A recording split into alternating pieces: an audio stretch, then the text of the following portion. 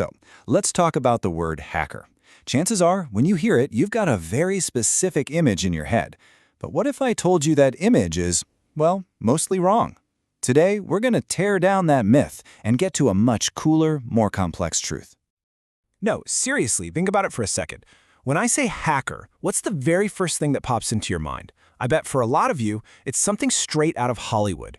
Yeah, it's probably this, right? Some shadowy figure in a hoodie, hunched over a keyboard in a dark room, green code is just flying across the screen, and they're breaking into some super secret network. It's a really powerful image, and honestly, a pretty compelling myth. But that's exactly what it is, a myth. That popular image, it only tells a tiny, super distorted part of a way more interesting story. So to find out what's really going on, we need to go back, way back, right to the beginning.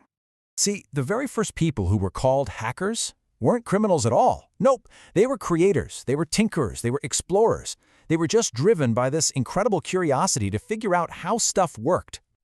And our story doesn't start in some dark basement. It starts at MIT back in the 1960s, long before most of us even had a concept of the internet.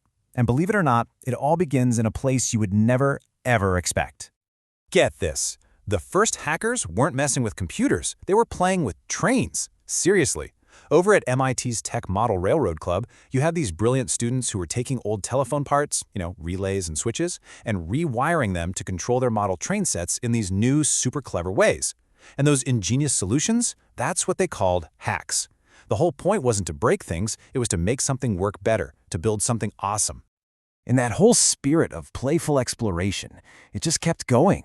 In the 70s, you had the phone freaks. These guys figured out that a toy whistle from a box of Captain Crunch cereal made the exact right tone to trick the phone network into giving them free long-distance calls.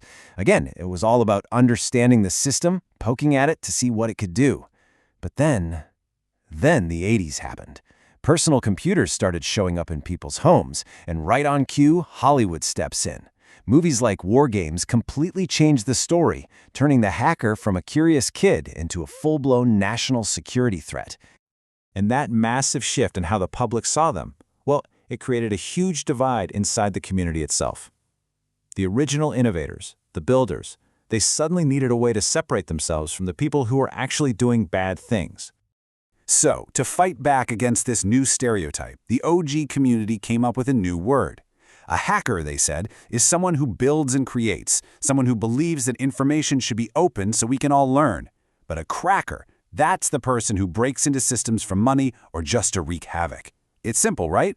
One builds, the other breaks. But you know how it goes. The media, they weren't really interested in the details. Big, splashy headlines about arrests were way more exciting. And so the narrative was set in stone. Hackers are criminals. The term cracker pretty much got lost to history. And that original positive meaning of hacker, it just vanished from the public eye. So, fast forward to today. To try and clear all this up, the security industry uses this really simple analogy to sort hackers out based on their motives and their ethics. And it all comes down to the three hats. And this is pretty much how it all breaks down now. You've got your white hats, they're the good guys, the heroes that companies actually hire to find the weak spots in their own security. Then you have the black hats. Those are the villains, the ones breaking in to steal your data or just cause chaos. And in the middle, you have gray hats. They operate in this moral gray area. Maybe they'll break a few rules to find a vulnerability, but their goal isn't malicious. You see? It's not really about what they do, but why they do it.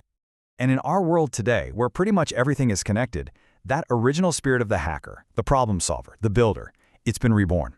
It's come back in this absolutely crucial new role, the ethical hacker, the white hat. There's this ancient quote from the military strategist Sun Tzu that just perfectly captures the whole idea behind ethical hacking. If you know the enemy and know yourself, you need not fear the result of 100 battles. It's so true. To defend a system properly, you first have to understand exactly how someone would attack it. You just can't protect yourself from a threat you don't even understand. So what does that actually mean? What do these people do all day? Well, companies literally give them permission. They pay them to try and break into their own systems. They use the exact same tools, the exact same mindset as a criminal would. But there's one huge difference. Their goal is to find all the security holes so they can help patch them up before the real bad guys find them first. And what they're protecting is something we call the CIA triad.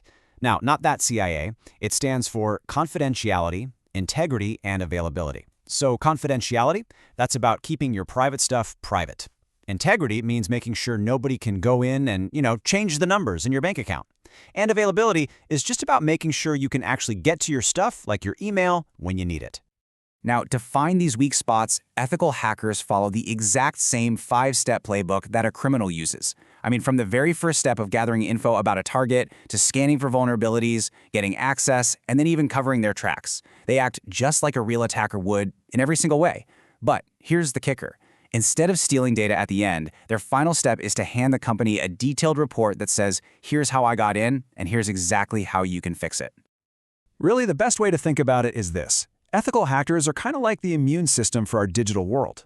They are constantly, proactively seeking out threats and weak spots to help organizations build up their defenses, to make them stronger and more resilient against whatever attacks are coming next.